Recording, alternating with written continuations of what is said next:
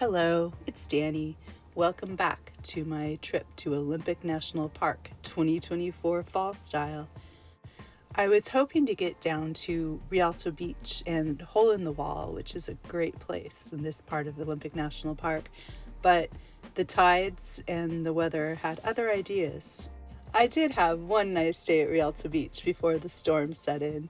The tides were still high, and it was windy and cold, and I didn't bother recording the beach because I thought, hey, I'm going to do it another time, and for now, after going to the beach, I'm just going to make some poached eggs and hang out in the van for a bit. So that's what I did. Lesson learned once again. Always take advantage of the good weather, and if you have something you want to record, do it when you can.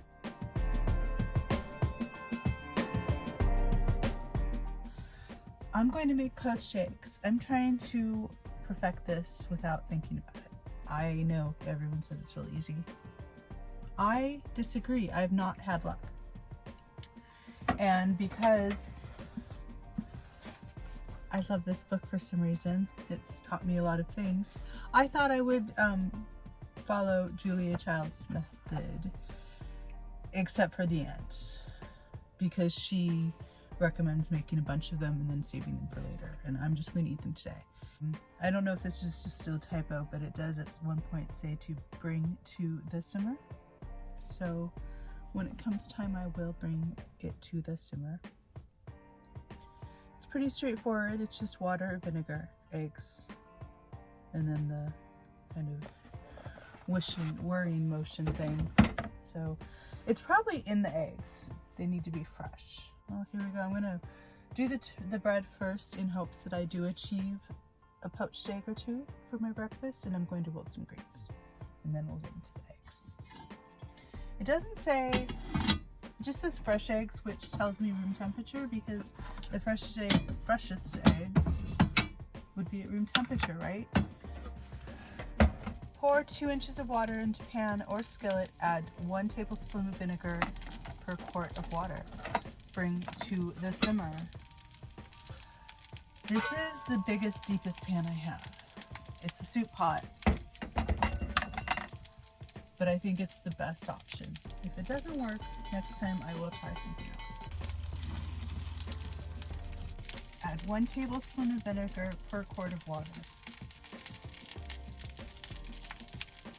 So this is about 2 tablespoons. I guess I'll just add it. Break one of the eggs and holding as closely over the water as possible, let it fall in. Immediately and gently push the white over the yolk with a wooden spoon for at least 2 to 3 seconds. Maintain the water at the barest simmer and proceed with the other eggs in the same manner.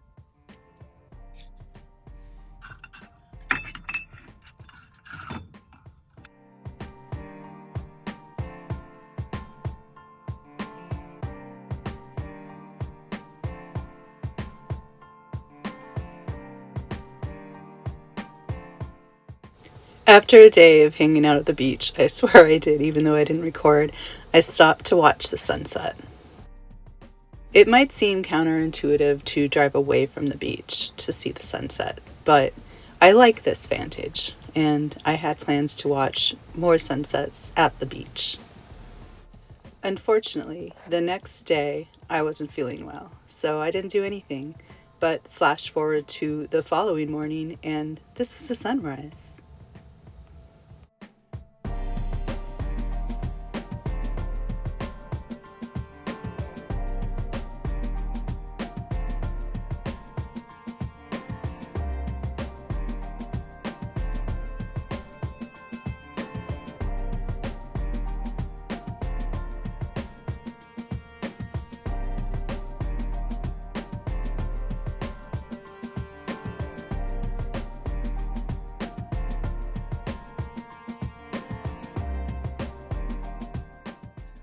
Sunrise was beautiful. It was unexpected, and if I hadn't turned to look, I wouldn't have seen it, so it was kind of lucky. Hannigan, super cuddly. I'm gonna make some coffee. And first get this one out of my lap. And then we're gonna go to the beach. Rialto Beach and Olympic National Park.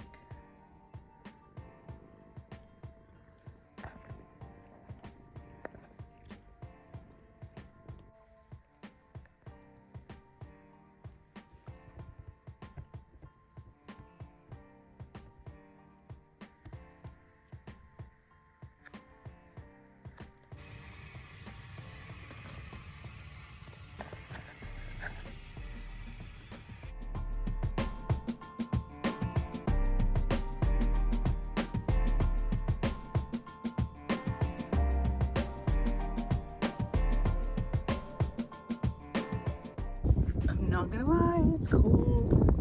To be fair, I'm not wearing much, but it's gonna be cold by the beach. So this time I did film stuff, but somehow it got distorted. But there is this enjoyable time lapse that my other phone camera was taking while I was at the beach, so we can enjoy that at least. And if you look carefully, you can sort of see Mount Olympus. On a clear day, there's a great view of Mount Olympus from here. It's kind of to the right of your screen, just above the tree line. No, not there. That's clouds. Do you see where the river goes off to the right side? Just above there. Yep, that's it. That's Mount Olympus. So probably right around here is where things got interesting. I stayed near the beach in service so I could watch the Taylor Swift Eras Tour live stream before going to the campground.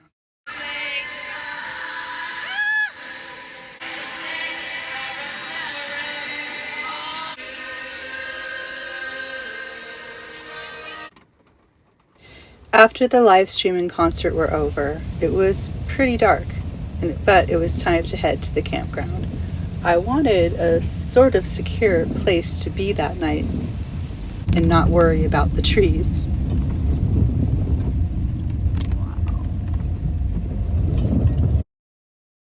I'd been driving a little slower than the 25-mile-per-hour speed limit, and somebody at that point had almost actually passed me on the left.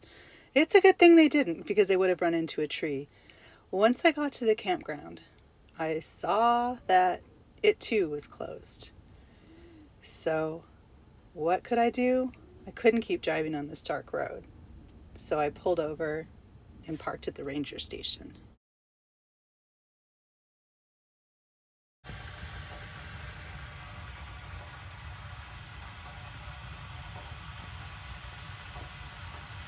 Can you see me?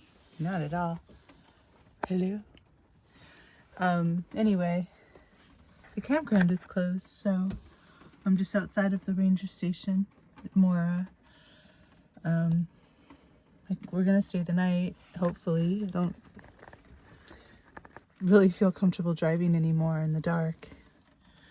I was already upsetting somebody who almost, I know you can't see me, sorry, but almost went around me right at the moment when we were coming up to the tree that's in the road, like taking up an entire half of the road. Good morning. We made it through the night. I had really weird dreams. You know how you have those dreams that kind of keep you awake and you're trying to complete things and you just can't keep completing them? It was a series of that. The most frustrating one being you're going to be late for work. And on this particular instance, I had promised to come in, on a special day. Or come in the night before. I said I'd come in tomorrow to work. I couldn't find out on my phone where to message or call. And the person in charge was my best friend. I wasn't worried about being fired. It was just more like, I'm not a jerk and I didn't want to leave them hanging. But I couldn't let them know because I couldn't find the little icon to either text or call out to let them know. And for some reason, no other phone existed or worked. I mean, they existed, I'm sure. But if I found a phone, I don't remember that detail.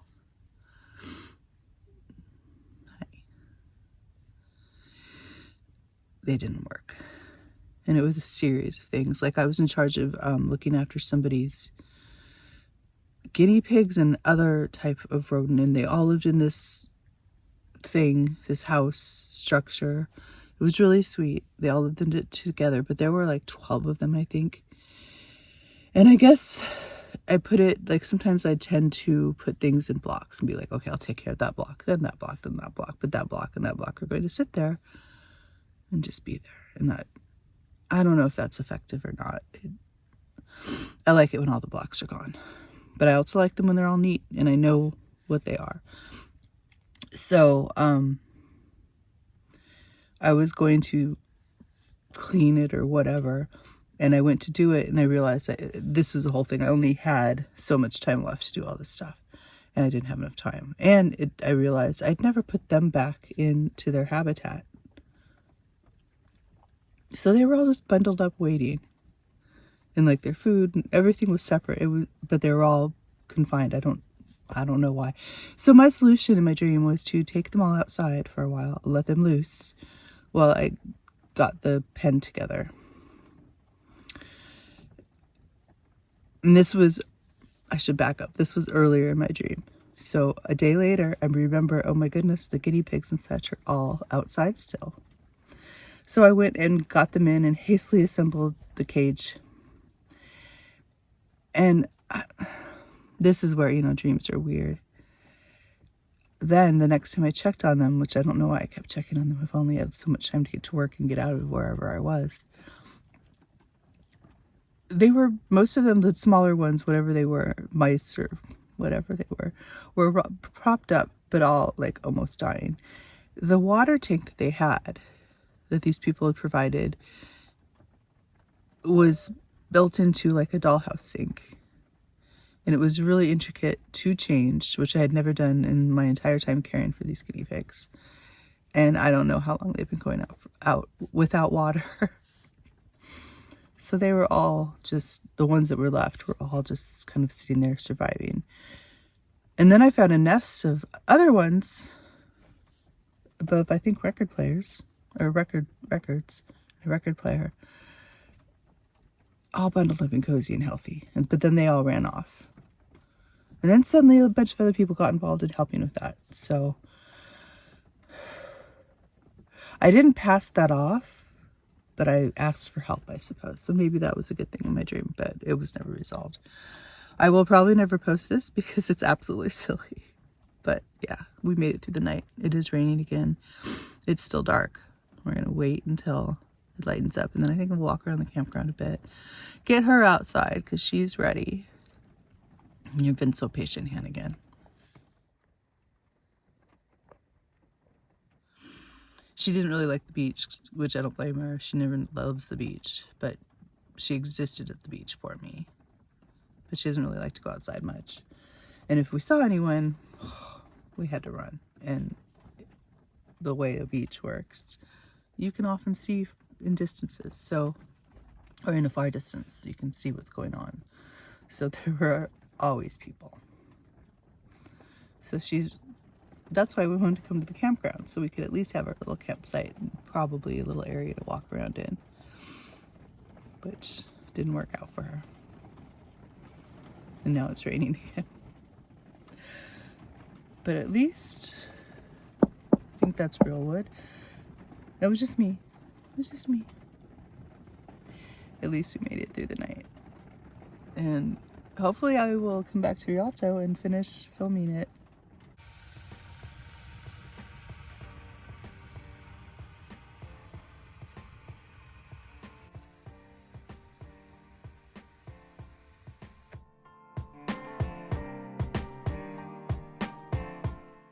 I think we're both pretty ready to get out. I wish I had one of those cat carriers that I could just carry her like this. So I really don't want to put the backpack on. And I know she wants to get out and walk, but she's too slow. I want to see the campground. If she weren't wearing her leash, she would follow me as long as she felt comfortable. She would get upset if I went too far away from the van because this is home and safety. But we can't have her wandering around off leash around here because that's illegal. And I mean, there's also a lot of animals who call this their home that don't know that there would be a cat just walking around. That's why I have a leash and a backpack. And I want a little baby holder type thing. And she's not a baby. Don't think that. She's not my child. She's a cat. But that might be an efficient way to get around with her without having a big old backpack on my back all the time. Do they exist? We walked around a bit, and then it started raining again, and the cat wanted back inside, so I thought we'd leave the area for a bit and come back in a day or so when things had cleared up.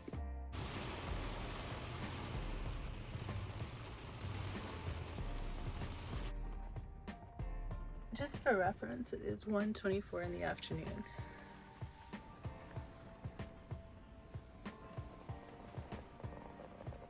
Not happy with the rain. Honey, switch.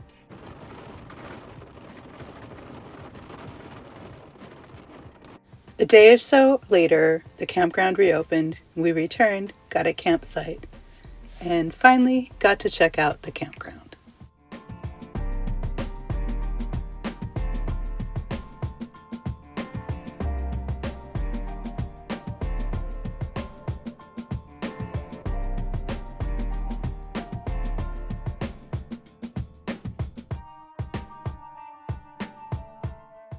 This part of the campground was still closed, but had it been open during the storm, this might have been a spot that I would have chosen. It's one of my go-tos. It didn't seem that anyone had been harmed, just a few trees and maybe the spirits of some campers.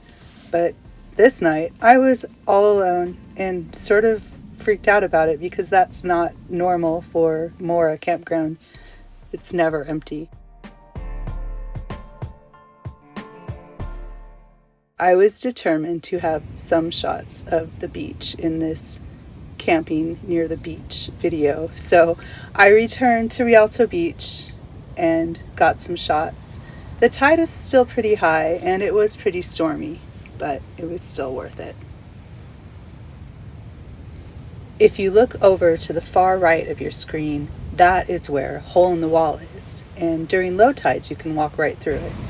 This day, obviously, you couldn't. There is an overland trail, but I didn't go all that way to this time because the beach up to the trail was kind of impassable, probably due to the storms.